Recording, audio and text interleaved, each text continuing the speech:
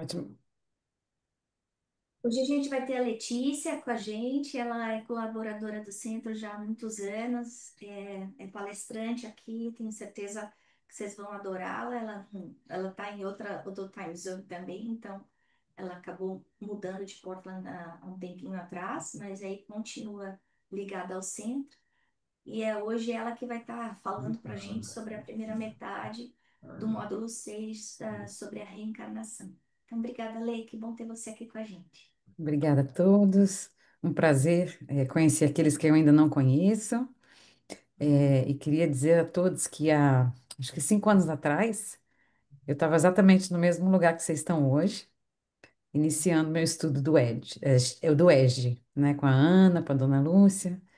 Então, me sinto muita gratidão por estar aqui, né, compartilhando o que elas compartilharam com a gente no início da nossa jornada no centro de Portland, e com muito prazer. Eu estou aqui, relembrando, né, tudo que aquilo que eu estudei, e eu olha, peguei meu caderninho do ESG, e estou aqui, foi com ele que eu me baseei para preparar essa aula. Então, só para dividir, todos estamos no caminho, né? Não tem ninguém que esteja aqui no planeta Terra que já chegou, então somos todos estudantes e aprendizes. É muito bom conhecer todos vocês. A gente vai estudar, então, como a Ana falou, e a Nádia também nos ajudou aí com algumas dicas do que a gente vai ver com o módulo um, o tomo um, módulo 6 e o roteiro de 1 a 3. E eu sei que a Dona Lúcia continua na semana que vem, esse mesmo módulo, os próximos roteiros, tá bom? Então, só para vocês situarem. Hoje a gente vai falar sobre os fundamentos, um pouco da teoria do que é a reencarnação na luz do Espiritismo, né? Um pouquinho aí a Nádia até citou duas perguntas, né, do Livro dos Espíritos, que nos direcionam, nos dão respostas a isso. Como a gente planeja esse retorno encarnatório, digamos assim, e quais são as provas que a própria também Nádia citou né, das evidências que existiu e que existe a reencarnação. E a gente, vocês vão ver na apostila, quem já leu, que tem cientistas, né, que hoje estudam isso. Então, esse é o nosso roteirinho de hoje. Então, a gente vai começar pelos fundamentos, tá? Eu estou olhando para muitas telas aqui, tá? Mas estou concentrada aí em vocês. Só para lembrar os princípios, né? Os princípios básicos para a gente, porque a gente, durante esses 40 minutos que a gente vai ficar junto, a gente vai estar falando sobre isso, né? E vocês já viram isso, acho que nas primeiras aulas do ESG, a gente fala dos simples, os 5 princípios básicos aí, né, da doutrina, e que é base para nosso entendimento de tudo. Então, vocês já viram a unicidade de Deus, né, o nosso amado Deus, justo, poderoso, onipresente, onisciente, eternamente bom, eternamente justo. A imortalidade da alma, né? Como espíritos, somos espíritos eternos, não morremos. A pluralidade da existência, né? Que tem tudo a ver com a aula de hoje, né? Que é as nossas idas e vindas. Vivemos em muitos lugares, de muitas formas. A pluralidade dos mundos, né? Não vivemos como espírito na nossa longa jornada até nos tornarmos espíritos puros, não vivemos só no planeta Terra. E a comunicabilidade dos espíritos, né? Que isso vai ser uma das evidências da reencarnação. Então, vocês já estudaram isso, é uma das primeiras aulas do ESG, só para a gente lembrar desses conceitos, que a gente vai estar voltando nesses conceitos todo o tempo para estar entendendo o que o Espiritismo fala com mais profundidade da reencarnação, tá bom? Então, vamos lá. E na nossa apostila, na apostila do ESG, logo no princípio, né, traz essa questão desse encontro, né, histórico do Nicodemos e Jesus, né? Nicodemos, lembrando, ele era um fariseu que teoricamente esperava a vinda do Messias, né? Mas ele, como todos os outros judeus da época, desconfiava muito, né, que Jesus era o Messias. Então ele tinha muitas dúvidas, Mas só que ele foi, né? Ele foi tocado por Jesus e uma noite eles marcaram um encontro, né? Eles se encontraram e onde eles tiveram um diálogo muito lindo, né? Sobre a própria imortalidade da alma, né? E essa passagem a gente encontra em João 3, 3 é longo, mas esse diálogo, o Jesus, né? Eles começam o diálogo, depois eu recomendo todo mundo a ler todo o capítulo, é, e, e ele faz uma pergunta que não tem tanto a ver com reencarnação, e Jesus, né, responde a ele: em verdade te digo, quem não nascer de novo não pode ver o reino dos céus. E aí ele fica muito na dúvida, o Nicodemos, porque ele era uma cabeça muito material, né, ainda, né, do tempo. Ele perguntou se ele voltaria, se ele teria que voltar pro ventre da mãe para nascer de novo. E ele não poderia ter essa oportunidade, porque a mãe dele já tinha falecido, né? Então, só para, né, a gente entender um pouquinho, desde a época de Jesus, né, de Cristo, esse tema é presente, né? E aí Jesus, a gente explica, né, que é o retorno realmente, né, da experiência espiritual. E aí, só para a gente lembrar e se situar um pouquinho num ponto histórico. Encarnar, né, significa nascer de novo. É, E a gente fica pensando, né? Eu vim de família católica, eu não sou de berço espírita, né? E sempre, assim, desde pequenininha eu na igreja, fazendo todas essas perguntas, né? Por que as diferenças, né?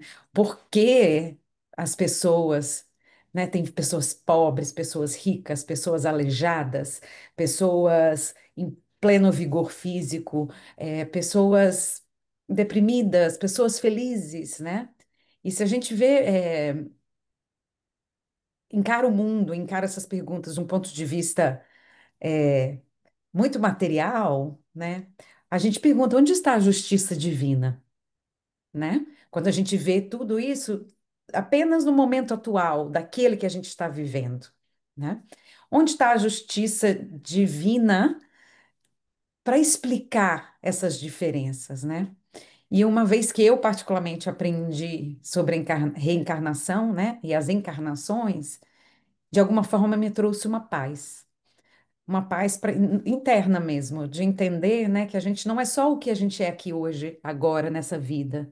E se hoje a gente vem pobre ou rico, né, ou feliz ou infeliz, ou com uma deficiência, ou com um corpo super saudável, isso são experiências, são consequências, né? São coisas que todos nós temos que viver, né? Então, assim, fica aí um pouquinho essa reflexão, né? De Nicodemos, né, há 2.000 anos atrás, fazendo a mesma pergunta. Nós, né? Eu mesma, quando pequenininha, lá na igreja, me perguntava isso, né? E acredito que a maioria de nós, principalmente aqueles que não nasceram em berço espírita, né? Acho que já lutamos muito em relação a essa justiça divina e os porquês das diferenças, né? Um outro ponto é para a gente lembrar que não foi o Espiritismo que trouxe o conceito de reencarnação. O conceito de reencarnação, né, a gente vê, já existia na, no, no cristianismo primitivo, a gente sabe, né, com a comunicação com os espíritos, essa ideia de esse intercâmbio, né, com o mundo espiritual, ele já existia. Sabemos que em outras religiões, nas religiões asiáticas, o budismo já, né, já lida muito bem com essa questão, né, do ir e voltar, né, por diferentes experiências. Os celtas é um povo mais do Ocidente, mas que também já acreditava, os druidas já acreditavam nisso. Então, o espiritismo, ele só veio organizar, sistematizar algo, né, que há muitos mil anos existe. né? E Allan Kardec, ele veio mesmo nos ajudar a entender melhor, com base, né, na ciência, a como entender esse fenômeno e essa. E que não é fenômeno, né? É intrínseco à natureza, humana e espiritual, ok? E aqui falando dele, né, do nosso amado e Pai, é, e falando dessa providência divina, que é a justiça e o amor de Deus, né? Então é que foi aquela a minha dúvida infantil lá, né? Por que das injustiças, né? E o conceito, né, de Deus ser onipresente, onipotente, amar a todos, ser, né, o grande criador e o grande pai de todos nós, ele não faria isso, né? Não puniria uns e beneficiaria outros, né? Então, a providência divina, ela é demonstração, né, que Deus não está distante, ele existe, ele cria as leis, ele cria as regras e ele guia, né, todos nós e o universo para o progresso espiritual, né? E o destino de todos nós é a luz. O destino de todos nós é chegar, né, ao nível, né, dos espíritos puros. Nós aqui na Terra, a maioria de nós, todavia, estamos lá no princípio dessa jornada, né? Mas a gente sabe que todos chegaremos lá e esse amor do Pai para com nós outros, nos dando a chance, nos dando a segunda oportunidade, a terceira, a quarta, a quinta, a sexta, a sétima reencarnação, né? And you name it, you number it, número de encarnações que a gente já teve e vai ter, para que a gente realmente possa existir esse progresso espiritual, né? Então, eu não quero que a gente perca de vista durante essa aula, né? A misericórdia e a providência da divina aqui com suas leis. E a gente vai ver, vocês ainda não estudaram, né, com profundamente as leis divinas. A gente vai ver uma delas hoje, que é a lei do progresso, mas como Deus é bom, justo e misericordioso com todos nós, e Ele que está no comando. Então, muita fé, tudo está sob controle, Ele está no comando, Ele está tudo. Se ainda não deu certo, vai dar. Então, vamos lá. Eu acho que a Nádia já deu um spoiler aí um pouquinho do que eu ia falar, mas qual é o objetivo da reencarnação? Eu acho que no Livro dos Espíritos, no Livro dos Espíritos tem muitas perguntas e diferentes capítulos, tá? Que fala sobre a encarnação e a reencarnação. Eu vou colocar algumas perguntas aqui, depois eu tenho um slide direcionando um pouquinho para onde vocês podem ir, e na apostila do ESDES também tem. Mas vamos começar aqui com essa pergunta, né? Que são as, a pergunta 166, só para vocês saberem. Até, a gente vai ver lá, até a 170, são as perguntas básicas sobre a questão da reencarnação. Depois eu aconselho que vocês é, né, debrucem um pouquinho, estudem um pouquinho mais. Mas aqui, vamos lá. Qual é a finalidade da reencarnação, né? A Kardec pergunta aos espíritos. E os espíritos, né, respondem: expiação, melhoramento progressivo da humanidade. Sem o que, onde estaria a justiça? Né? Então, essa primeira pergunta que eu quero dividir com você, que tem tudo a ver com o que a gente está falando. Né? Então, a gente está aqui na Terra para expiar, para aprender, né? E para melhorar, para progredir. Né? E sem esse objetivo, onde estaria a justiça de Deus? Se eu não voltasse, se meu espírito não voltasse, como justificaria uma encarnação para eu resolver tudo que eu tenho que resolver, né? Para eu crescer intelectualmente, para eu crescer, progredir moralmente, para eu ter experiências diversas. É injustificável, né? E a outra pergunta é: qual é o número de existências, né, que a gente vai ter? É limitado ou o espírito encarna perpetualmente? E aí os espíritos respondem: a cada existência, o espírito dá um passo na senda do progresso. Quando se despojou de todas as suas impurezas, então, quando ele espiou, quando ele limpou, se purificou o máximo possível, aí a gente, teoricamente, estaria dispensado da encarnação corpórea.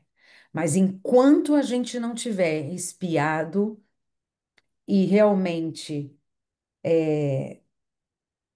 nos purificado, a gente vai continuar voltando, ok? É interessante a gente saber que para a gente, a gente vai estudar isso também, vocês vão estudar isso um pouco mais adiante, mas é um conceito, depois de aprender, foi super interessante, a Ana fala muito bem disso, é que para a gente quitar-se com a lei divina, né? Para a gente realmente conseguir ser eximido de um erro que a gente cometeu, existem três estágios, né? Primeiro, o arrependimento. Eu cometi um erro, eu fui muito grosseiro com a Bruna, fiz uma coisa que a Bruna não gostou, ficou chateada, chorou, foi para casa triste, de repente até cometeu alguma coisa com ela mesma, se puniu, né? Eu fiz um mal a alguém, por mais simples que seja, como uma ofensa, né? Eu só realmente vou estar me quitando com a lei divina, só estou realmente quitando, expiando na medida que eu me arrependo, né? Primeiro, ups, fiz uma coisa errada. Não foi legal da forma que eu tratei a Bruna. Então, primeiro aquela realização de que você cometeu algo errado. Depois é você espiar. E o que que é o espiar? É passar por coisas parecidas. Não é que Deus quer te castigar. Deus quer que você aprenda. Para que na próxima vez, quando aquele instinto de ser grosseiro com a Bruna novamente bater, eu falei, ups, já passei por isso antes. Foi ruim. Não vou fazer mais. Não é? E a terceiro step, né? O terceiro passo é a gente reparando o mal que a gente causou no outro. Então não é só eu falar, ô Bruna, desculpa aí, tá? Me arrependi. Não. É o que que eu vou fazer de bom com a Bruna ou com outros para reparar aquela ação. Então é assim que a gente espia, é assim que a gente cresce, é assim que a gente se quita com a lei divina e é assim que um dia a gente se torna espíritos, ok? Então, mais uma vez, quem quiser anotar aí, é arrependimento, expiação e reparação, né? São os três passos realmente para a gente conseguir dar esse passo adiante, né? No nosso progresso. Esse é bem interessante também. Tem necessidade de reencarnação os espíritos que desde o princípio seguiram o caminho do bem. Olha que interessante. Aí eles falam, todos somos criados simples e ignorantes. Isso a gente já viu, certo? Quando Deus nos criou, a gente, né, foi criado simples e ignorante, todos iguais, ninguém tem vantagem, ninguém tem privilégio, todo mundo lá igualzinho, né? A mônada divina, né? E então, os espíritos falam claramente. Então, todos somos criados simples e ignorantes e se instruem nas lutas e nas tribulações da vida corporal. Deus, que é justo, bom, não podia fazer felizes uns sem fadigas e trabalhos, consequentemente sem mérito, né? Então, Deus nos dá a todos a mesma oportunidade. O que diferencia? Alguns vão mais rápidos que os outros, porque alguns aprendem mais rápidos que mais rápido que os outros. Alguns uns se arrependem, espiam e reparam muito mais rápido que os outros. Uns têm um self-awareness, né? Aquele a autoavaliação própria, e antes mesmo de fazer o erro já para. Outros não, outros insistem nos erros. Então, o que realmente diferencia é a forma que eu lido e a velocidade que eu dou no meu melhor, no meu aprimoramento, porque todos somos criados iguais. Jesus foi criado, Jesus não é especial no sentido, ele é especial porque ele se tornou, mas como espírito, quando foi criado, ele foi criado como nós, simples e ignorante. E através de inúmeras encarnações, né? Eu li até que o planeta que Jesus, o planeta Terra, equivalente que foi o planeta nave de Jesus, planeta escola. Outro dia eu escutei uma palestra que ele não, já nem existe mais como planeta, né? Mas Jesus teve a mesma trajetória que a gente. É, e ele chegou, né? Então quer dizer, todos nós podemos chegar. E só para a gente lembrar, né, a escala dos espíritos, né? Nascemos, o primeiro reino é realmente a primeira ordem que a gente chama, são os espíritos imperfeitos, que somos nós, né? Que estamos aqui no mundo de escola, como está aí, né? De provas e expiações. Depois existe a segunda ordem, que são os espíritos bons, que ainda não são espíritos perfeitos como Jesus, mas são espíritos que fazem mais o bem que o mal. Então, são espíritos que estão em planetas aí de regeneração, planetas mais desenvolvidos que o nosso, onde o bem prevalece, mas ainda não são perfeitos. E a terceira ordem realmente, e a primeira ordem realmente são os espíritos puros angelicais, aqueles do tipo de Jesus. Então, só para lembrar, todos somos criados simples e ignorantes, e todos vamos chegar, né, aonde Jesus chegou. Um dos cristos planetários, né? Mas existem tantos milhões de planetas e milhões de cristos. Então, um dia a gente será um desses cristos.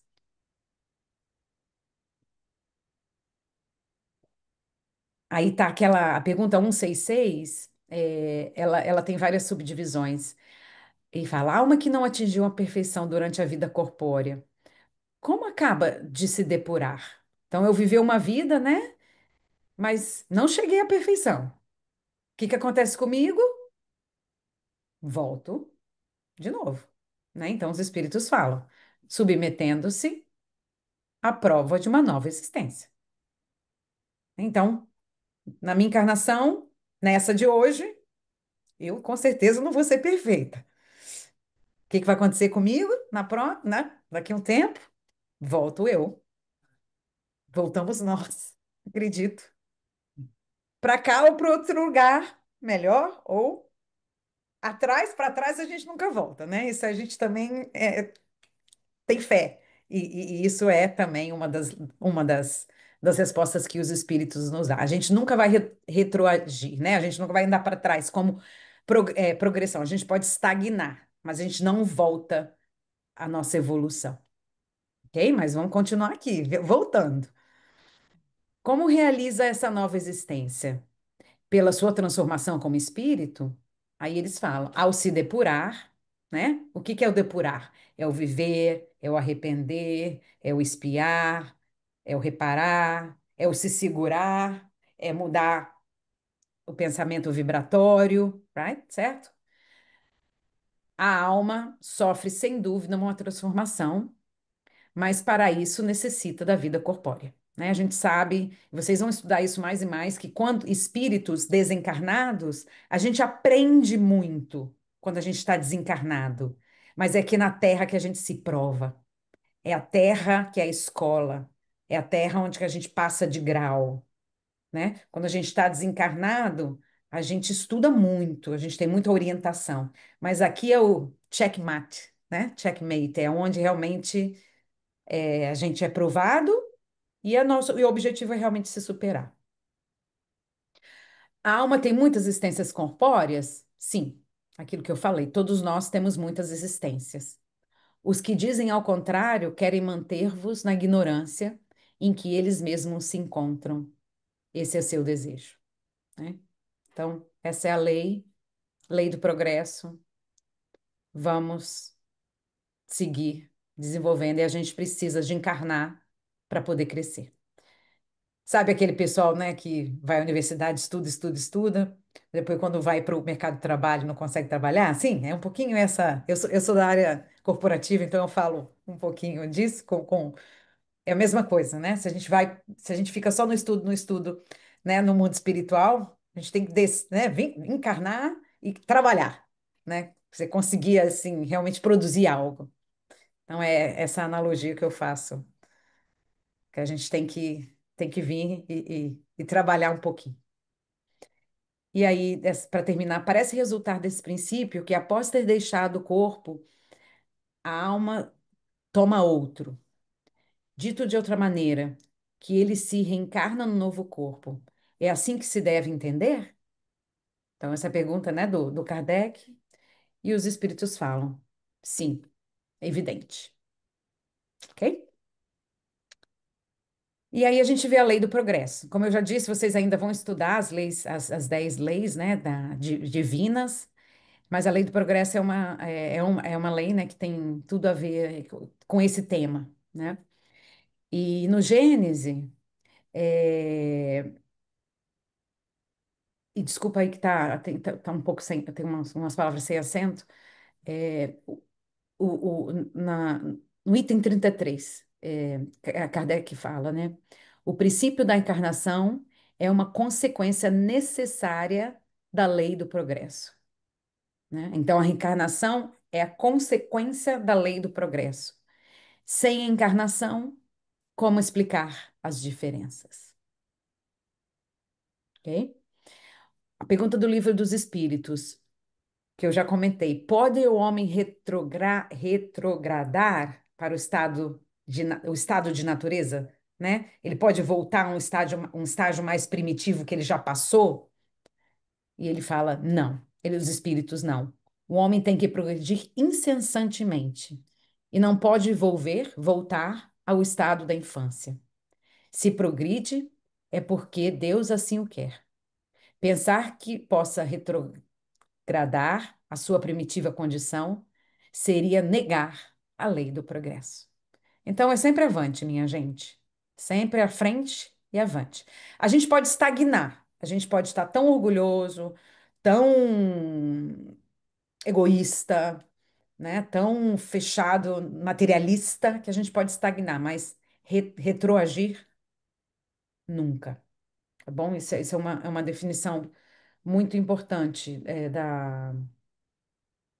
da lei do progresso. E todos passam pelas mesmas lutas, né? A velocidade é diferente, a disciplina é diferente, né? E tem uma frase do Chico que eu adoro, que ele fala, né? A gente evolui. Todos nós, ninguém tem vantagem.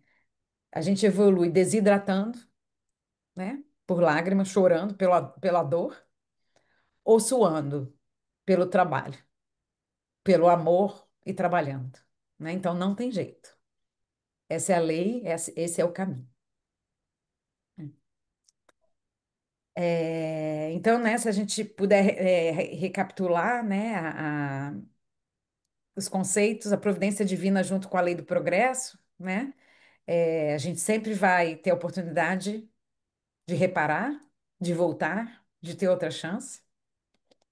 É, Deus é bondoso, Deus é Pai, Deus nunca vai nos punir no sentido, né, da, da estagnação eterna, nunca. Ele sempre vai nos dar oportunidade de voltar. E se a gente está preguiçoso lá no mundo espiritual, não querendo voltar, ele vai tentar muitas vezes nos trazer pela boa vontade, mas se a gente não quiser, também vai ter aquele empurrãozinho para poder voltar. E a gente vai ver um pouquinho nisso no planejamento encarnatório, tá bom? Essas são as perguntas que eu aconselho vocês a depois estudar do Livro dos Espíritos, né, do capítulo Pluralidade das Existências, que fala muito da reencarnação, fala da justiça, da lei divina. E a reencarnação em diferentes mundos, é super interessante. A gente não tem tempo de abordar isso aqui hoje, mas eu recomendo são muitas perguntas, são 16 perguntas, né, nessa questão, né, onde encarnamos, é, voltamos, não voltamos, vamos para primitivo, não vamos para primitivos, é super interessante, fica aí, fica a dica para vocês estudarem sozinhos depois, tá bom? Então tá, então a gente sabe que a gente também planeja reencarnar, né? A gente escolhe as nossas provas, na maioria das vezes. E a gente vai ver quando a gente não escolhe, tá bom? Então, tem esse capítulo também das escolhas das provas, é o capítulo 6 do Livro dos Espíritos, da vida espiritual. As perguntas são de 258 a 273, tá bom? E fala um pouquinho das escolhas das provas. Tem muito conteúdo. Mas nessa. Ui, ficou difícil de ler com essa letra, mas deixa eu tentar aqui. E nessa escolha das provas, né, a gente fala, né, como a gente participa dessa escolha, né, da nossa reencarnação. Deixa eu tentar ler aqui para vocês. Quando na reticidade, antes de começar nova existência corporal, tem o espírito consciência e previsão de que lhe sucederá no curso da vida, né, da vida terrena. E aí os espíritos falam, sim, ele próprio escolhe os gêneros das provas que há de passar, e nisto consiste o seu livre-arbítrio. Então vamos falar um pouquinho aqui.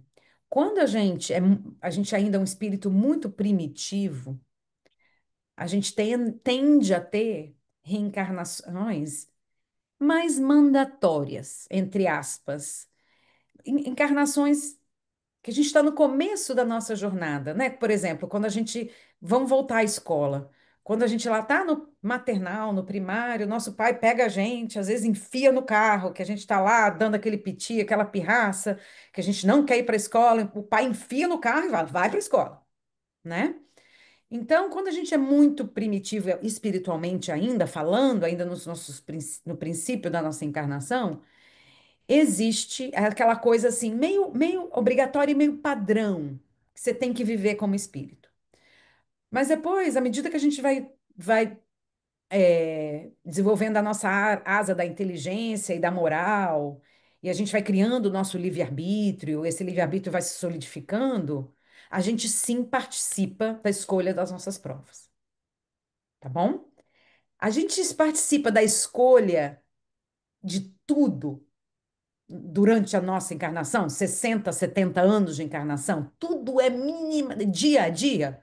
Lógico que não. Porque a gente tem as nossas escolhas. E à medida que a gente vai tendo a escolha e imprimindo o nosso livre-arbítrio, algumas coisas vão mudando. Mas a gente escolhe as, como ele fala aqui, os gêneros das provas, né? A família que eu vou vir. Que tipo de família eu vou vir? Que corpo eu vou vir? Né? Vou ter alguma dificuldade física limitante, né? Vou ter alguma dificuldade financeira limitante, ou vou vir com a prova da riqueza, vir com a prova da beleza, né? Então, esses grandes pilares da minha encarnação, eu escolho, né? À medida que meu livre-arbítrio vai desenvolvendo.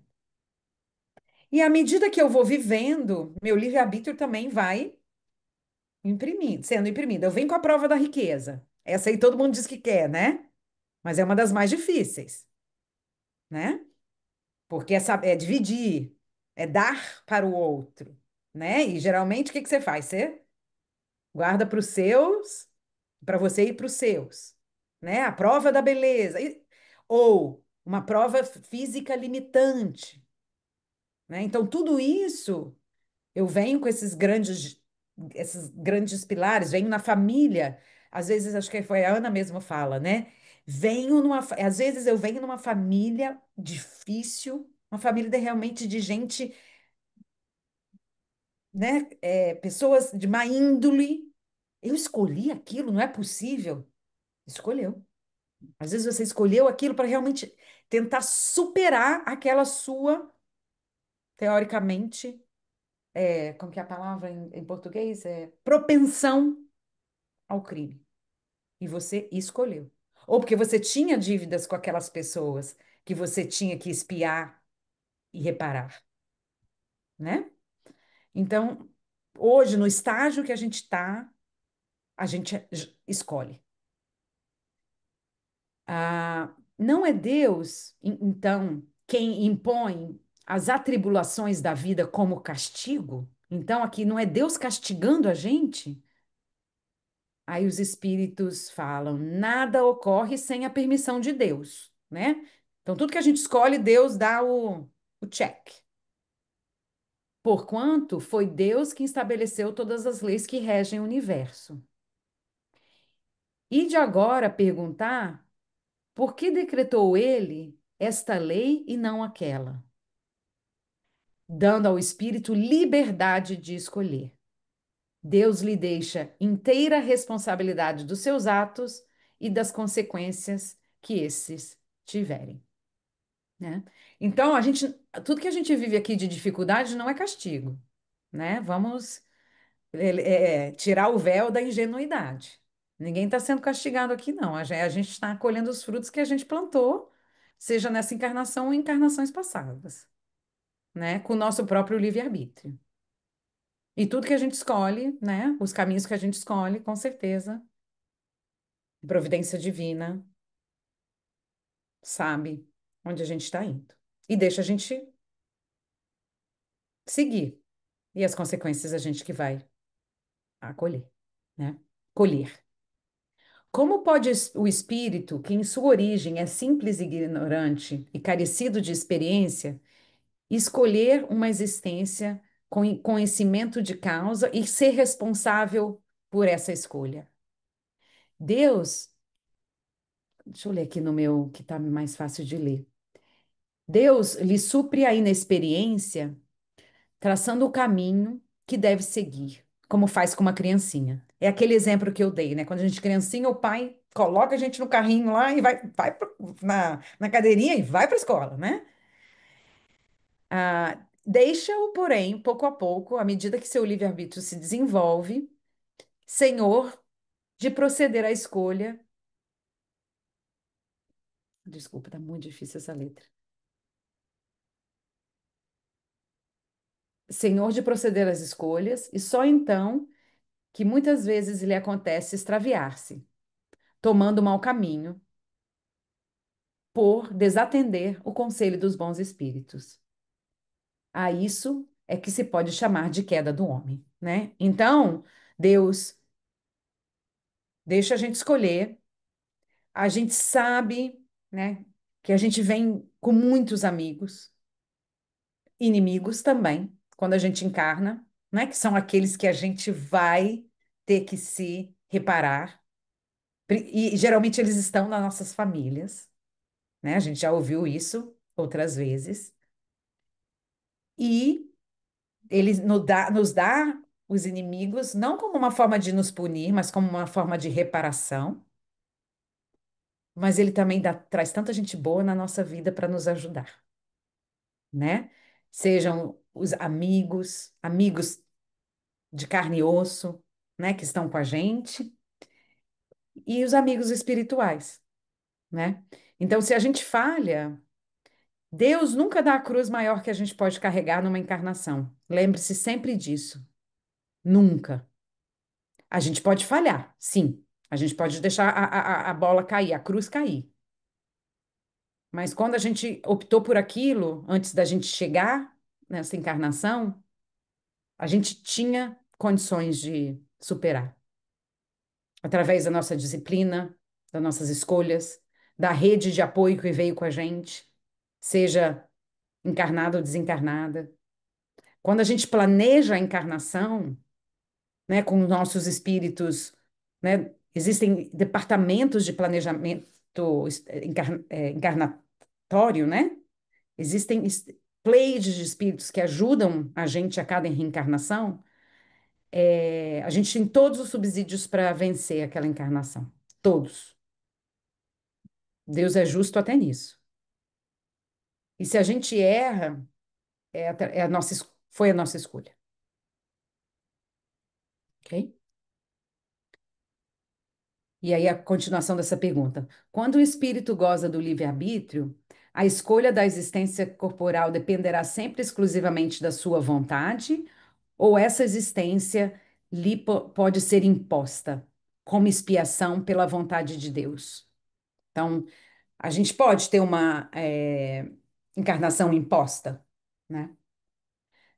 Vamos ler junto a pergunta, depois a resposta, depois a gente discute. Deus sabe esperar. Olha que coisa linda, né? Deus sabe esperar. Não apressa nem a expiação. Ele é tão sábio que ele não impõe, né, nesse sentido, né, não apressura, não, né, como que é português? Não é apressa, nem a expiação. Todavia, pode impor certa existência a um espírito, quando este, pela sua inferioridade ou má vontade, não se mostra apto a compreender o que lhe seria mais útil. E quando vê que tal existência servirá para a purificação do seu progresso do espírito, ao mesmo tempo que lhe sirva de expiação.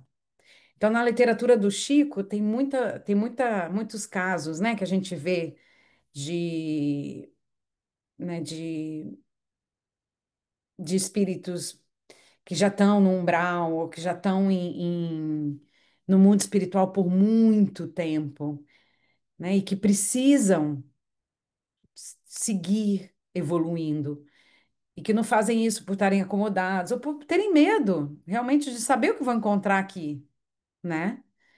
E aí, e Deus tem paciência, traz espíritos do bem, traz ajuda. A gente tem o caso de André Luiz, que a gente sabe que a mãe veio resgatá-lo, e assim sucessivamente. Mas tem uma hora que basta, né? Tem uma hora que tem que evoluir, e aí não é. Aí livre-arbítrio, né? Se esgota, né? Porque o nosso caminho é o caminho da luz. Então ninguém vai ficar perdido, né? Jesus fala, né? Não vai ficar uma ovelha para trás. E é o mesmo com a reencarnação. Não vai ficar nenhuma ovelha sem evoluir, ok? Então, por favor, assim, é muito pouco tempo para falar de tanta coisa, né? Leiam o que eu falei, o capítulo 6, Escolhas das Provas, que fala muito sobre esse planejamento encarnatório, tá bom? Muitos dos livros de Chico, é uma escola de planejamento reencarnatório, né? Então, leiam a literatura de Chico, que não, são muitos casos, né? Mostrando aí e quão complexo é um planejamento reencarnatório, né? Para você juntar uma família, para juntar esse monte de gente aí que é da sua família hoje, deu muito trabalho, demorou muito tempo, né? Para todo mundo estar junto, vindo junto, nessa mesmo período na planeta Terra. Então, é muito bem planejado e muito bem apoiado, né? O processo reencarnatório e esse planejamento. E por último, deixa eu vou ver aqui, são as provas, as evidências, né, da reencarnação. A Nádia falou um pouquinho, né, que E a gente vê, né, na minha família, na minha própria família, teve criança que nasceu dizendo que, ah, não, eu já vivi ali, passava uma foto de Paris, eu já vivi ali, lembra, mamãe, quando, assim, então tem muita coisa, eu sei que vocês, eu mandei a Ana a gente enviou um vídeo para vocês com alguns exemplos, no livro tem exemplos, então aqui eu vou passar mais rápido por causa do nosso horário, a, as evidências, né, através aí de várias formas que existe isso, né? É, muitas vezes a gente, de criança, principalmente naquela idade mais de 1 a 10 anos, as crianças trazem muito isso, né? Ah, eu vivi ali. Esse moço aqui foi meu avô na outra encarnação. Então tem muito depoimento, principalmente infantil, né? Dessas ideias inatas, ou pessoas também adultas que trazem essa intuição, uma coisa que vem com elas, né? Ou de algum lugar, ou de alguma pessoa, ou de alguma experiência de vida. No vídeo tem pessoas que veem marcas no corpo, né? De, de desencarnes mais agressivos. Tem lembrança propriamente da existência, né? Seja ela, a Nádia falou, seja ela espontânea, seja ela induzida, né? Que a gente não recomenda essa indução, e se fizer, né? Com profissionais em centros espíritas, ou com né, com apoio muito forte, porque a gente tem um véu de esquecimento, não é por acaso, né? A lei divina também nos dá o véu do esquecimento. A dona Lúcia e a Ana falam, né? Que a gente é a melhor versão de nós mesmos hoje. Não queira saber o que você fez nas outras vidas, né? Então, mas existem, né? Principalmente as lembranças de vidas passadas espontâneas. Às vezes vem por sonho, às vezes vem por, né, lembranças. As comunicações mediúnicas estão aí, né? A gente, a todo momento, né? A gente que participa mais né, da casa espírita, né? A gente vê as mensagens chegando, que diz, né, que as pessoas estão lá do outro lado, né? As pessoas, não, os espíritos estão ali, né, do outro lado no sentido, das dimensões ali, né? Ou nos apoiando nessa encarnação, nos ajudando nessa encarnação. Os fenômenos de transcomunicação instrumental, né, nas casas espíritas, existem equipamentos espirituais que ajudam essa intercomunicação é, espiritual da gente, né? E muitas vezes existem tratamentos espíritos, e principalmente os espíritos desencarnados, onde existem telas fluídicas, como se fossem telas de projeção, onde a vida passada daquele espírito passa, para aquele espírito entender o que aconteceu com ele e por que ele está naquele nível de prova e expiação, né, para dar aquele aceleramento no entendimento. Isso não é muito comum, mas existe. Os fenômenos de experiência quase morte, né? A gente, muitos depoimentos, isso não é na casa espírita, isso é em qualquer lugar. Pessoas, né, que passam por um trauma, né? Tem dado laudos médicos de morte, né? Como diz o outro, passou para o outro lado, mas consegue voltar, né? E vive e vê aquilo tudo, né, na quase morte, e quando volta, né, volta no sentido, o espírito nunca desencarnou, né, o espírito continua lá, mas quando tem a consciência retomada, eles compartilham tudo que eles viram, com quem eles falaram. Então, assim, é indiscutível, né, e hoje em dia a gente sabe que a ciência estuda muito isso. O Dr. Ian Stevenson é um canadense que está aqui na Universidade que está, não, ele já faleceu. Ele foi professor da Universidade da Virgínia. Ele tem inúmeros trabalhos sobre reencarnação. Ele era psiquiatra infantil. Então, ele começou a ver desde cedo as crianças trazendo esses relatos, né? A gente sabe que as crianças têm essa conexão mais próxima com o mundo espiritual, que elas ainda estão em processo de reencarnação. Então, foi um estudo de vida. Ele estudou mais de 40, 30 anos, tudo isso.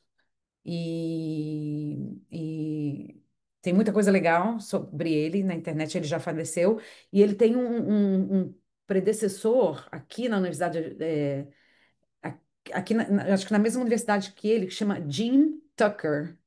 Eu estudei um pouquinho. Ele está vivo, o Jim Tucker, e ele continua os trabalhos do Ian Stevenson, para quem quiser procurar.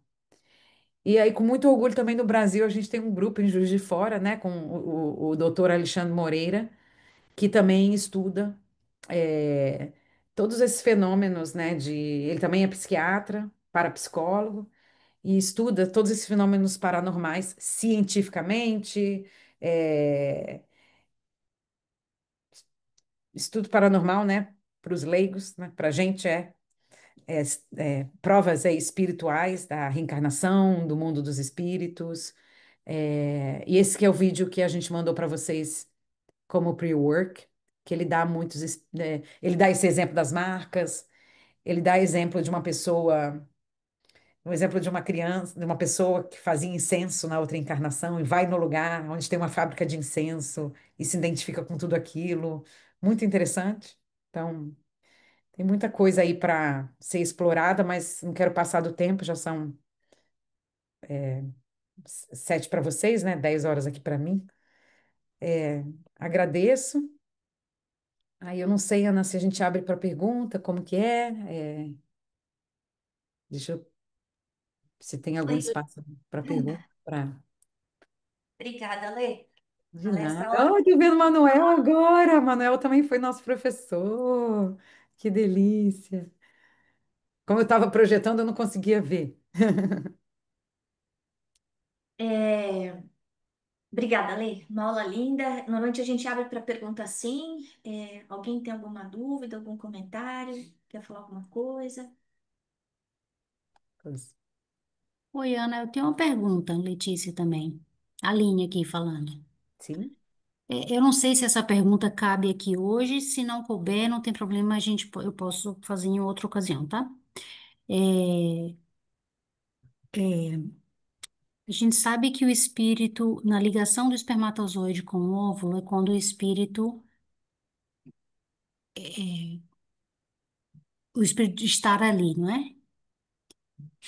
Então, o que que acontece? O que que acontece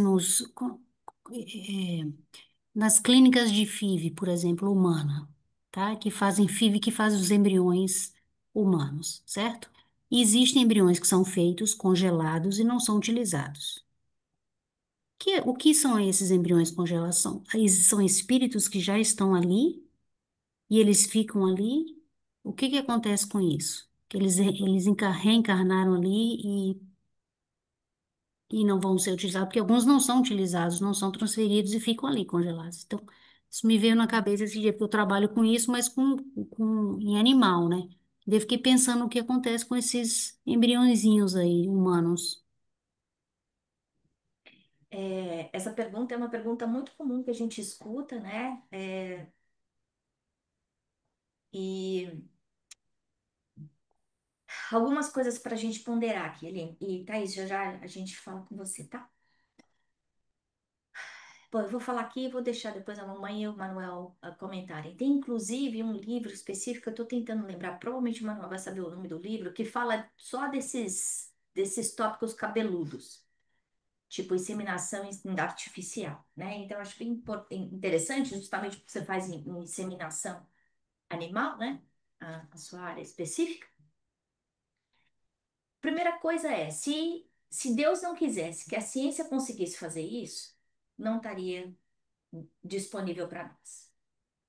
Então, tem muita gente que é contra, por exemplo, a inseminação artificial, quando a gente sabe que essa pode ser é uma porta aberta, né, por Deus, para que a gente possa, muitas vezes, ultrapassar as limitações mesmo que a gente impôs dentro do nosso corpo físico por causa de mau uso em outras vidas, né? Então, é a extensão da misericórdia divina. Por exemplo, eu fiz muitos abortos na outra vida e eu venho com um problema sério essa vida com endometriose. Eu não consigo engravidar. E a gente conhece vários casos, né, como esse, não significa que seja um one size fits all, gente. Então, só estou dando um exemplo, elucubrando aqui. A aproximação, a ligação do espírito com ah, o esperma e o óvulo fecundado é como se fosse um download, por exemplo. Você imagina um download super complexo que você tem que fazer no seu computador. O download ele não vai acontecer de uma hora para outra, não é verdade? A mesma coisa acontece no momento da reencarnação. No momento em que aquele óvulo ele é implantado na mãe, existem engenheiros genéticos no plano espiritual. Isso está muito bem explicado no capítulo 13 do livro Missionários da Luz, na reencarnação de Sigismundo, que vão lá e fazem essa insertia do espírito conectando com a, o óvulo que tá pronto, está inseminado, né? O que não pode haver, então a resposta é, significa se tem 50 óvulos lá, significa que os 50 tem espírito pendurado? Não. Significa que o médico que está fazendo a inseminação, ele pode usar isso de uma forma desordenada, desrespeitosa? Não, não pode, né? Então a gente tem que respeitar a vida, seja ela que for.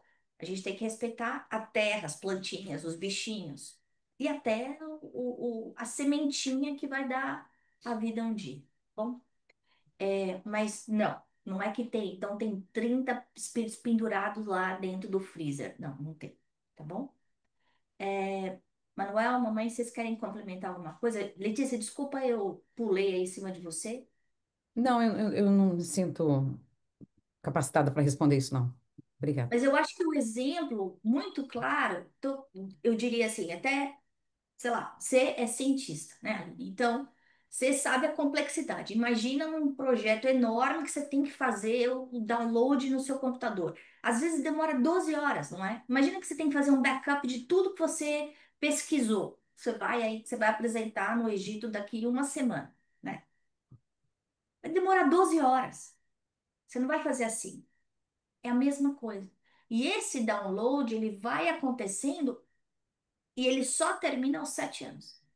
Tá? Por isso é que as crianças pequenas têm essa sensação, muitas vezes, de ter um amiguinho invisível, é, tem um relacionamento com o mundo invisível diferente de nós como adultos, porque a reencarnação ela só se completa aos 7 anos, tá? Manuel, mamãe, vocês querem comentar? Ah, nossa, lembra o nome do livro que eu tô falando? Eu não sei se ele é do Vanderlei. Não sei, viu, Ana? É do Não me Vanderlei, eu lembro. acho. Esse livro. Você tá Qual no, Vanderlei? Vladimir. Vladimir Liso, não é Ah, o Vanderlei, Vladimir Lisso. É. Ah, não li, não, não sei. Bom, O que eu penso é que é isso que você falou, está certo. Ou seja, você não pode pensar que, da forma como foram criados os embriões, já se ligam espíritos ali, fica aleatoriamente esperando um tempo para completar o processo. Não, evidentemente que não, né? É, a vida só começa quando um espírito é ligado no momento da concepção àquela primeira célula do corpo dele. A união do espermatozoide com o óvulo gera a primeira célula do novo corpo humano. Aí o espírito é ligado, porque o que que acontece? Digamos assim, a, todo o corpo humano, em todas as suas as suas partes, os seus órgãos e tudo, ele tem a sua matriz energética no corpo espiritual. Então, só vai se desenvolver um corpo a partir da ligação de um perispírito, porque é no perispírito que estão todas essas, digamos assim, essas informações genéticas que Programação. vão gerar um corpo novo, né? Então, é uma questão complexa, até porque tem aquela questão no Livro dos Espíritos que fala que quando é gerado um corpo, mas não tem espírito ligado a ele, que vai ocupar aquele corpo. Eu sempre pensei que, assim, outro dia eu ouvi uma explicação, não lembro quem foi, em que eu sempre pensei assim, né? Se não tem um espírito ligado a esse corpo, que foi formado ali, é um natimorto, mas para formar o corpo tinha que ter um espírito ligado. Então é como se fosse tipo assim, ainda usando uma analogia, né? É como se fosse um espírito de aluguel. Ele só foi ligado ali naquela célula para gerar um corpo, mas esse corpo não era nem para ele viver nesse corpo, nem qualquer outro espírito. Mas outro dia eu ouvi uma explicação que não seria bem isso. É uma questão, uma mãe, por exemplo, que sonha ter um filho, mas ela não pode, então ela gera mentalmente, né, essa ideia. Aí tem aquela coisa da própria gravidez psicológica, aquela coisa toda. Então, essa questão é bem complexa, é difícil. Eu acho que cada caso é um caso, né? Uhum. Também tem isso. Não é, Lúcia? Exatamente. Bom, Aline, eu adoro ver a sua participação. Você está realmente interessada, buscando respostas, buscando conhecimento. Continue assim. Vou repetir o que eu senti da sua pergunta. Você está indagando o que acontece com os óvulos congelados? Sim, porque eu estava vendo um vídeo, eu acho que foi até do Manuel, que falava, eu não lembro de quem foi agora, são tantos, mas que quando existe a inseminação, né, a fertilização, tem uma Hum. ligação do espírito. Daí eu pensei, ué, como eu, tra...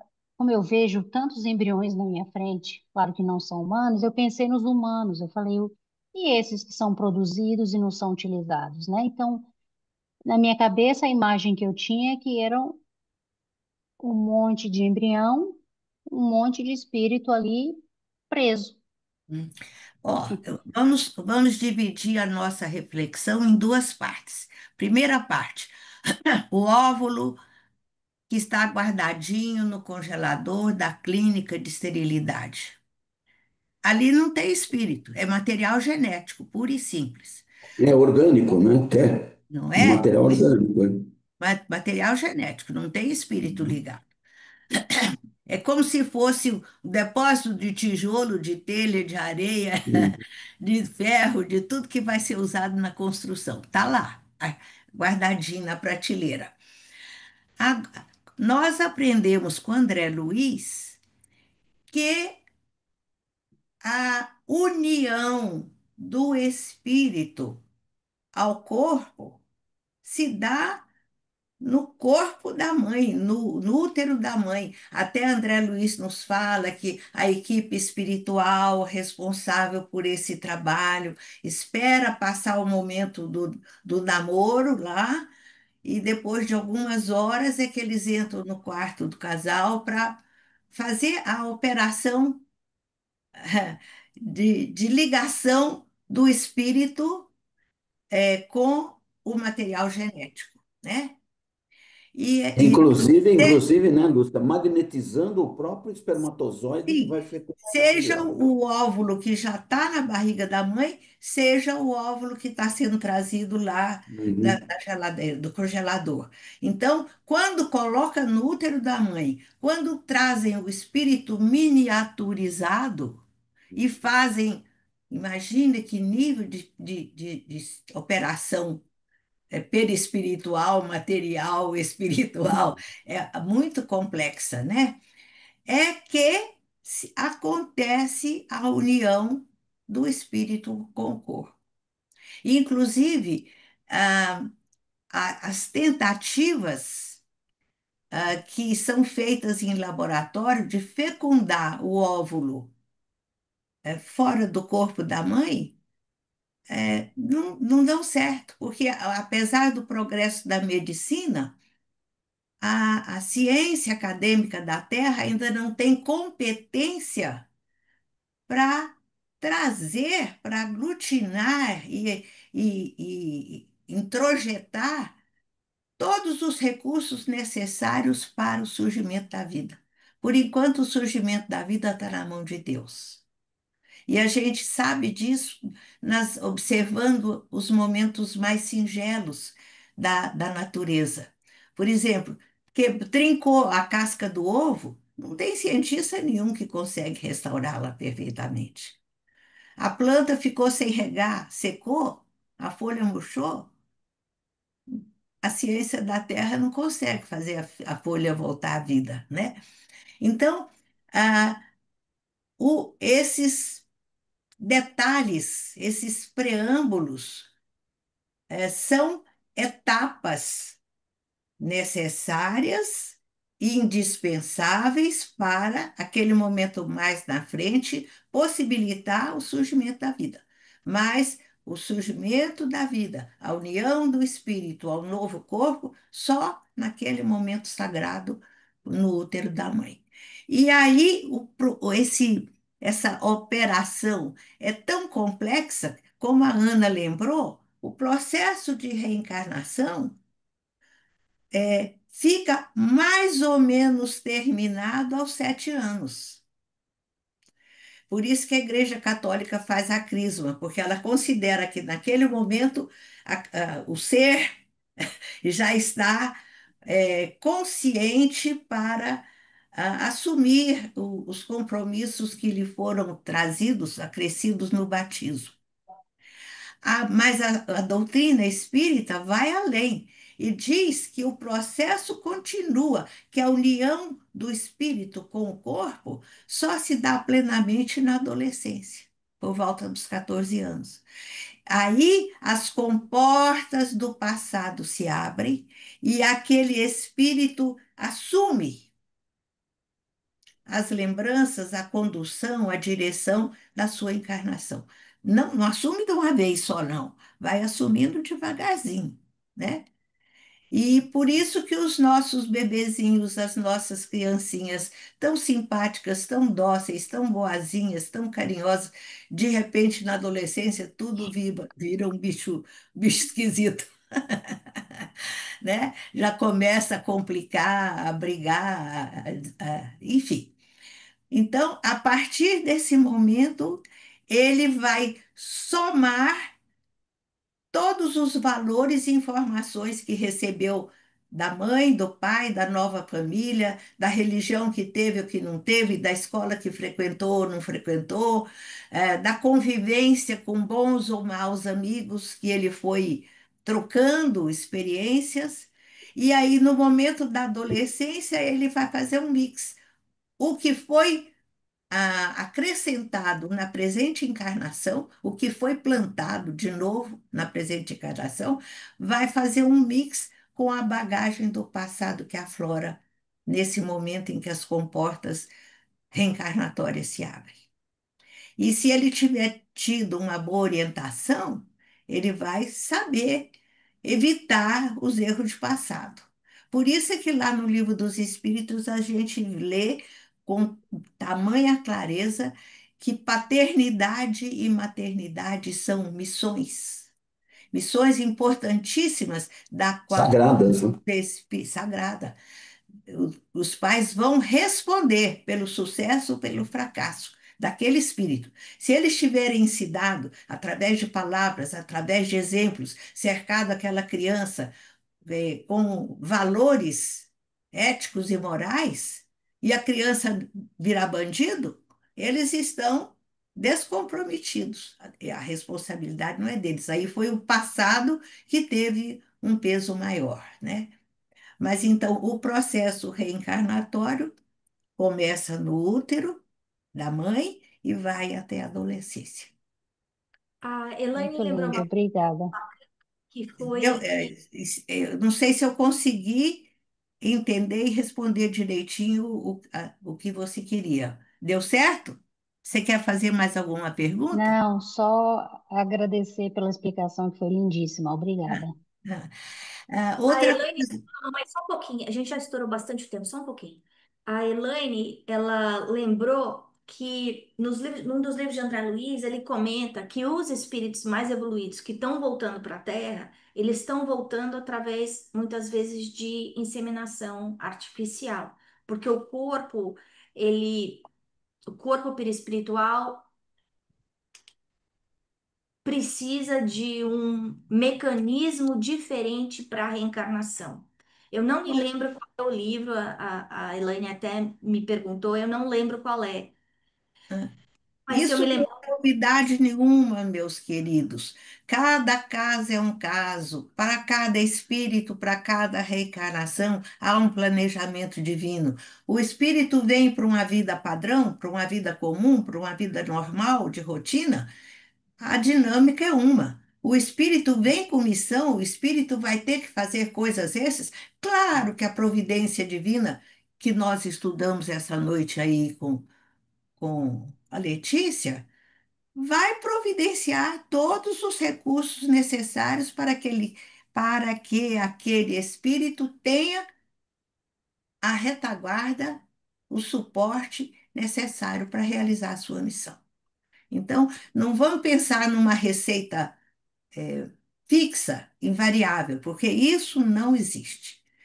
Cada caso é um caso, tanto na dimensão material da vida como na dimensão espiritual. Elaine, você quer Ah, complementar com coisa? não, Ana, é isso mesmo. Se eu não me engano, é no primeiro livro que tem essa passagem, no Transição Planetária. E o que a dona Lúcia falou agora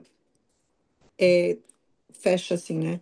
A gente tem sempre que lembrar que cada caso é um caso. Então, e a ferramenta existe, a ferramenta é utilizada. Então, que nem a Ana falou também que se tem a permissão de Deus para existir, ela tem uma finalidade. E nesse livro, assim, quando eu lembrei do livro, foi nesse sentido de, né, qual finalidade é, por exemplo. E cada caso é um caso. Não quer dizer que todos os espíritos mais elevados que encarnam, encarnam por esse processo. Não, Eu, exatamente. eu É, só não concordei aí no princípio que a fecundação, que o espírito só é ligado quando está no ventre da mãe. Por Isso, quê? Por isso é André exemplo, Luiz que fala, não sou eu, é pois André é, Luiz.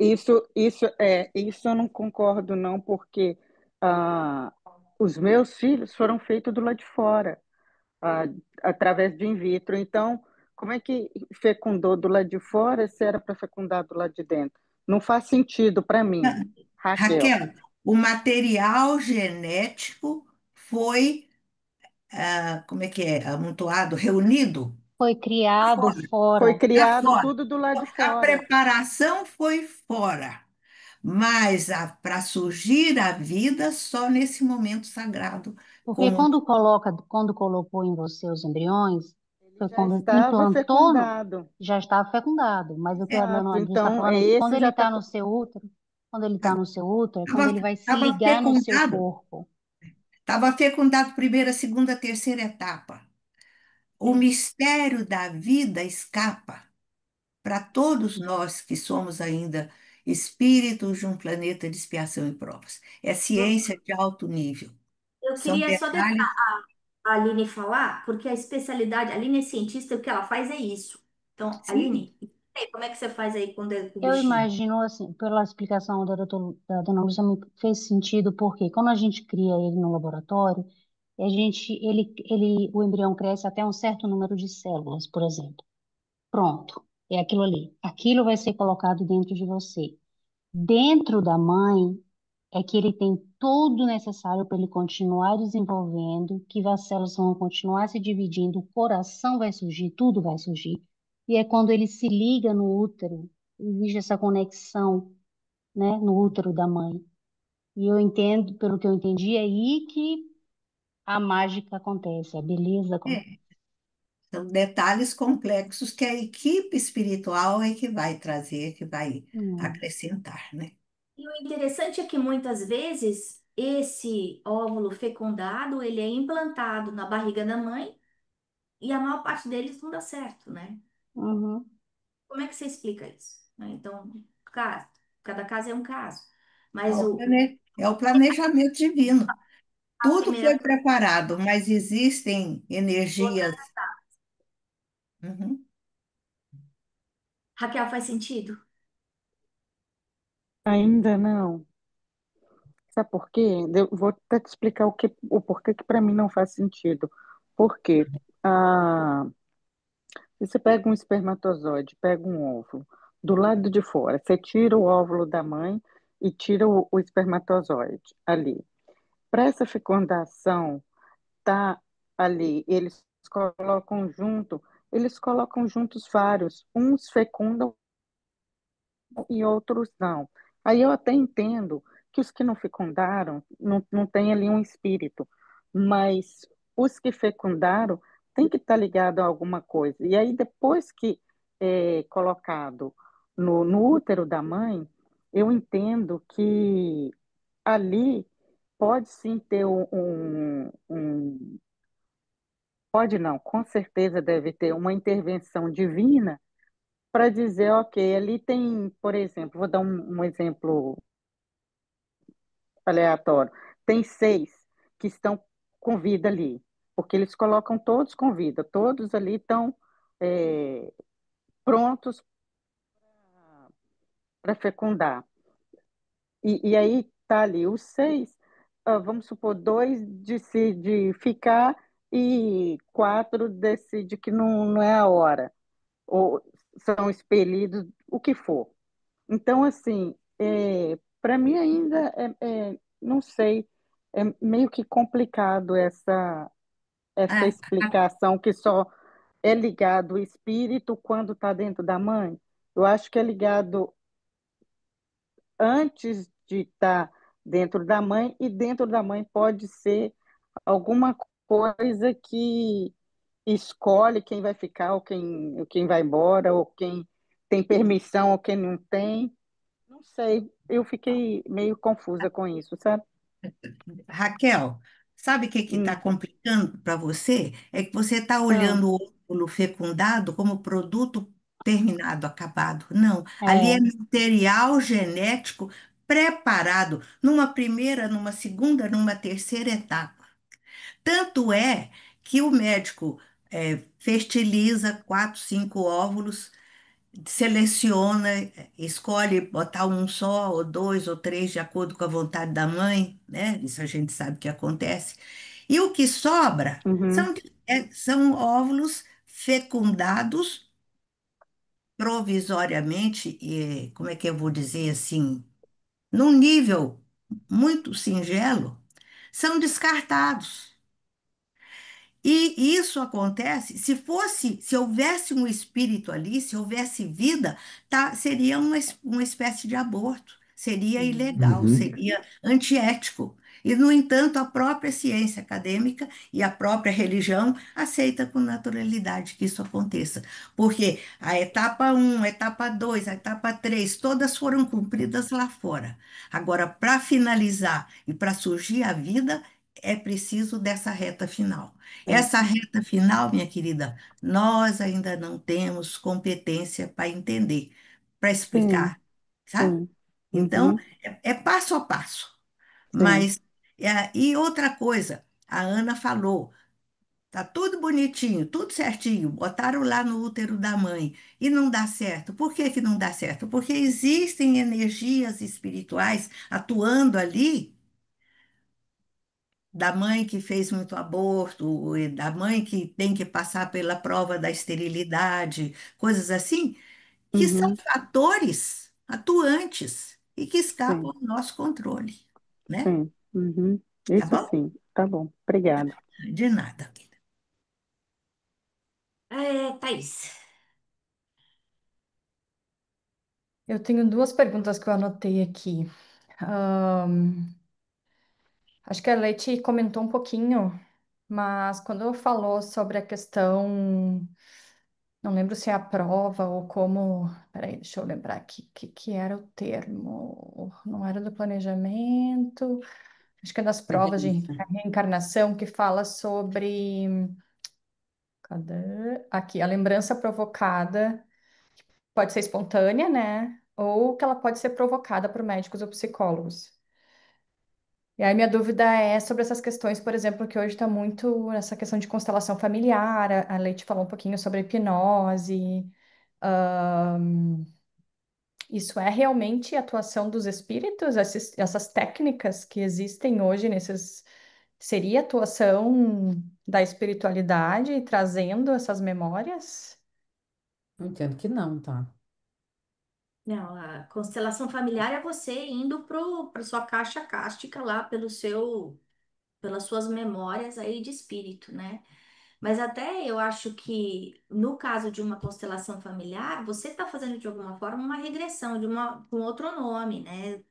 Meio que conectando. Mas e a constelação familiar é na sua vida atual. A constelação familiar não te leva à vida Nunca fiz, eu passada. não entendo Não. muito. Eu só sei que tu lembra de coisas que normalmente, espontaneamente, tu não lembra. Por isso que eu fiquei pensando nessa questão de memória provocada, sabe? Sim, mas não existe uma regressão por se. Mas você Uhum. volta ao subconsciente de alguma forma. Agora, aí é responsabilidade de quem gente que faz uma constelação familiar e de repente pode dar uma bagunçada na cabeça da pessoa. Então, acho Uhum. que se for fazer isso, apesar de ser uma técnica aí da psicologia transpessoal, muito utilizada nos dias de hoje, com muito sucesso, a pessoa ter consciência com o que ela está fazendo, né? Da mesma forma que você não vai fazer o canal com um dentista que não sabe o que está fazendo, quando você está tratando de um assunto tão sério, entender por que que eu tenho esse problema com a minha mãe, ou por que que meu pai é assim, ou por que, né? Ou por que eu sou assim, por que que eu tenho medo de peixe, não sei. Então, é a Uhum. gente tomar cuidado, né, com as Isso é nossas mais um escolhas. processo psicoterapêutico, não é? Como tem as psicoterapias regressivas a vivências passadas. Existem vários processos psicoterapêuticos que levam a pessoa, porque o Kardec mesmo fala aqui no Livro dos Espíritos, na questão 399, lembrar do passado, você pode lembrar através da intuição. Então, eu acho que esse é um processo, essa constelação familiar, é um processo de indução, é que a pessoa vai lembrar por ligando fatos. Eu não sei como é que faz também, eu nunca presenciei isso. Embora lá em Londres tivesse me convidado para participar de uma, para ver como que era, mas eu acabei não indo. Mas eu acho que é isso, como nas terapias regressivas, eu falei, que devem ser feitas sempre por um psicoterapeuta espírita. Isso é Espírito. melhor, por causa da questão ética mesmo, né? Que foi falada aí. E que propósito, né, também, né? Saber só por saber, né? Sim, sim, não é por curiosidade só, não, isso não. Aí entra o problema da ética, mais uma vez, né? Então tem que ter um motivo muito sério, muito Tem drogas que te fazem também importante. regredir, Sim, sim, não falta coisa para exatamente. você tentar ter acesso, mas é, Porque aí, no caso, entra também a influências espirituais, né, nesses processos. Com certeza. Então, eu acho que a parte biológica, que a Lúcia estava explicando, a parte biológica, que é esse início da fecundação in vitro, essas coisas, o homem consegue fazer, né? Criou a técnica, sabe como fazer. Mas quando o óvulo é colocado no útero da mãe, da mulher, aí entra a parte espiritual, que o homem não domina. Essa é eu, a eu questão. fiquei pensando assim, imagina, você faz a inseminação in vitro e aí a ciência consegue simular o útero, digamos Uhum. assim, colocar todos os nutrientes ali fora da barriga da mãe. Uhum. Isso nunca aconteceu, nunca nasceu uma criança fora de uma barriga, né? Assim, se você pensar, eu fiquei pensando muito no caso da Raquel estava falando, se deixassem, né, Isso. aqueles óvulos, vamos dizer, estão lá fora Sim. da barriga da mãe, criando ali um ecossistema, vamos supor, de nutrientes, de tudo para alimentar biologicamente aquele espírito, para aquele espírito, Uhum. não, desculpa, aquele embrião para que ele crescesse. A gente não viu isso acontecendo ainda, né? Assim, uma vida sendo criada fora Não, de uma barriga. isso Eu foi fiquei pensando no caso da aventado. Raquel, assim, É. eu entendi a dúvida dela, mas o contra-exemplo para mim veio, se tivesse Não, deixado do isso lado de fora da barriga, mesmo que alimentando com nutrientes, a vida é, não teria acontecido. Ô, Leite, foi uma coisa aventada quando se tratou, se criou aquele processo de clonagem, e aí entrou mais uma vez a questão ética, né, que não seria permitido, né, por razões éticas, levar adiante esse processo no sentido de clonar um ser humano daquela forma, por aquele mesmo processo, né? Então, isso é muito sério. Isso por quê? Exatamente porque o homem não domina a parte espiritual. é exatamente, Então, eu acho ali o que a Ana acabou de botar no chat, não sei se todos leram. Acho que ali está a resposta.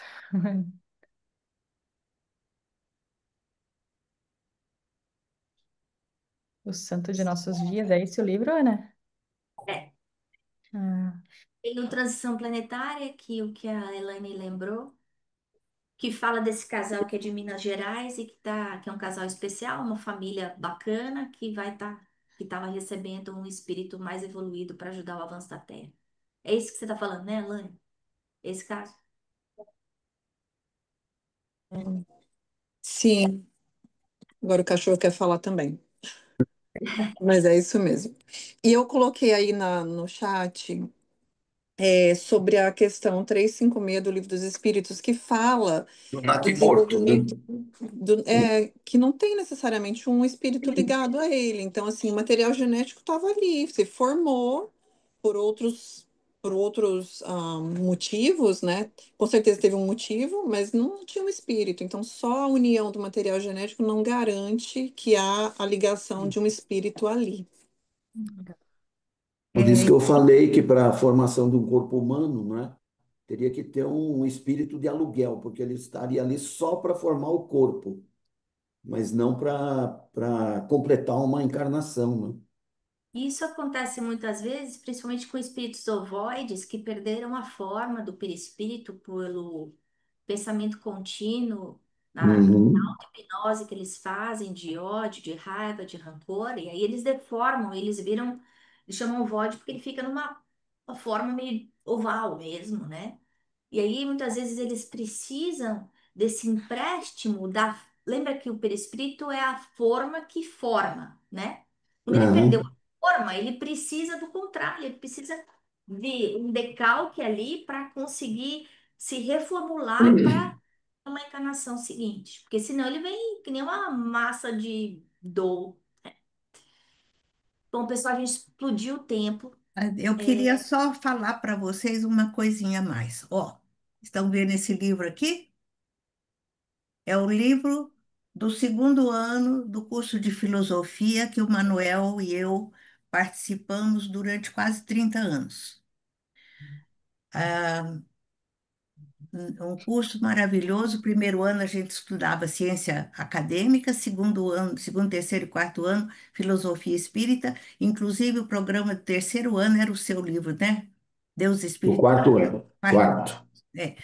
Bom, e essa preocupação que nós estamos trazendo na pauta hoje tem sido de muitas pessoas em muitos tempos. E 30 anos atrás, nesse curso, também aconteceu. Sabe o que o professor fez? Abriu uma pesquisa aberta, não só entre os alunos do curso, como foi consultar pessoas que tinham um conhecimento respeitável da doutrina para responder isso. E é uma beleza. Ó, o texto literal da pergunta, há crianças natimortas que não foram destinadas à encarnação do espírito? Isso vocês já trouxeram aqui. Então, fala da 356, fala da 356A. A 356 diz, sim, algumas vezes, mas então não vive. Mas aí o debate continua e a conclusão do professor, que eu queria trazer para vocês, rapidamente, eu vou procurar digitar e mandar esse capítulo para vocês. Então, a conclusão dessa reflexão. Em suma, o natimorto, tal como a codificação expõe, é um ser incompleto. Faltam-lhe as partes fundamentais. O espírito que não fora destinado ao corpo e o perispírito que deveria moldá-lo a fim de que servisse de instrumento dócil à manifestação do espírito encarnado. Assim, a existência do natimorto não é de verdade, não é uma criança que a mãe traz em si, mas um aglomerado de células humanas anômalas alimentadas pelos recursos do sistema genético, aquilo que eu estava conversando agora mesmo com a Raquel.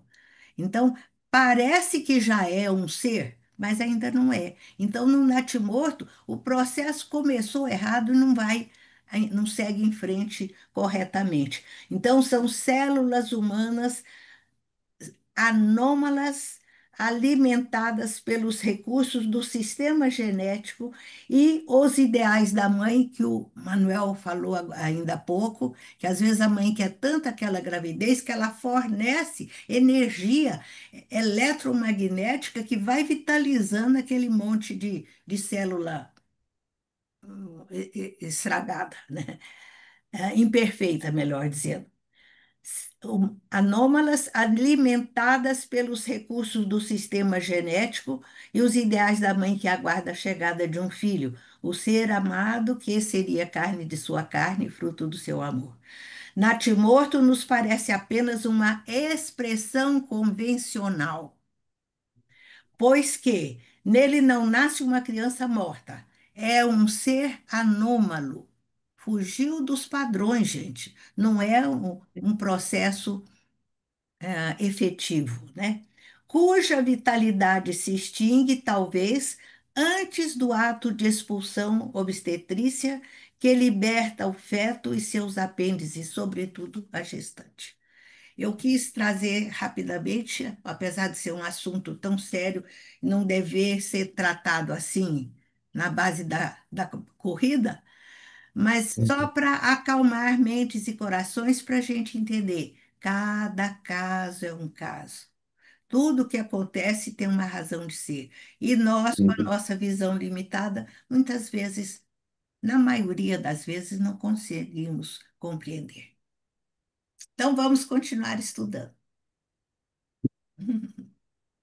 Bom, queria Obrigada, Vanessa. agradecer, gratidão, gratidão, gratidão à Letícia, ao suporte aí da Elaine, da mamãe, do Manuel, aí para a gente conseguir responder todas essas perguntas complexas sobre reprodução e reencarnação.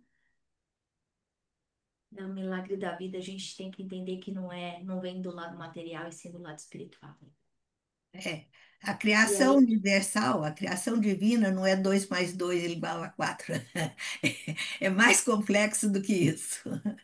Com certeza. então agora a gente vai para as nossas vibrações. Quem é que vai fazer as vibrações mesmo, Viviane? Sou Ou eu. Viviane, você? Ah, então tá. Então, vamos agora fechando os nossos olhos,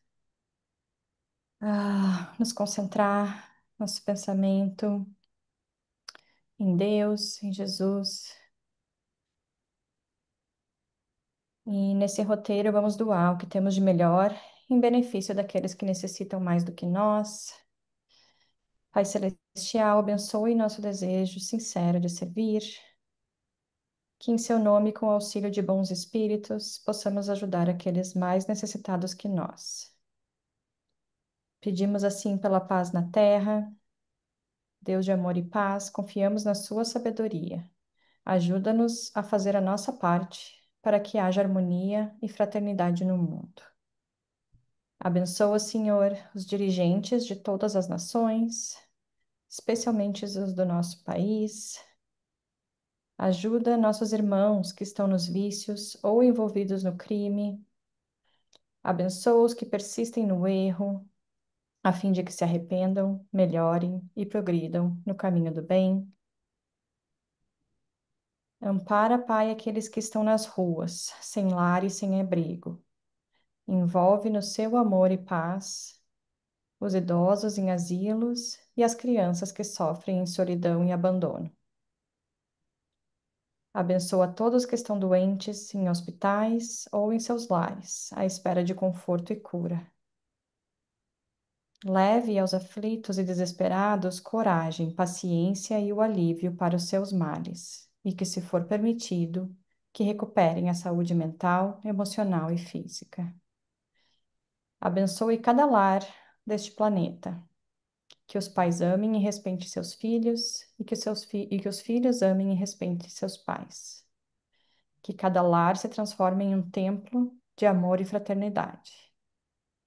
Ampara, Pai, as criaturas que, cheias de amor e boa vontade, querem praticar a caridade e trabalhar em favor do próximo.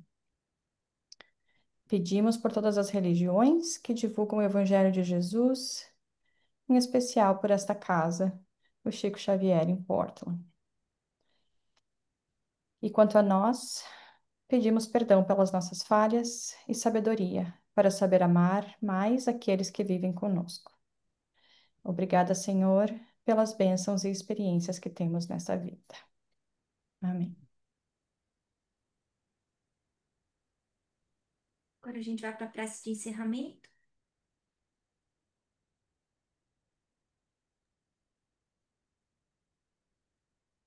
Deus nosso Pai, de amor, bondade e luz, queremos, Pai, primeiramente te agradecer por essa oportunidade que tivemos de aprender hoje o Evangelho de Jesus.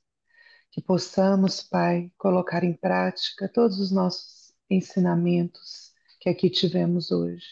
Que possamos, a cada momento de nossa vida, a cada oportunidade que temos de colocar em prática o Evangelho de Jesus, que possamos lembrar das nossas lições, destes momentos de luz, de amor, de paz e harmonia que tivemos hoje.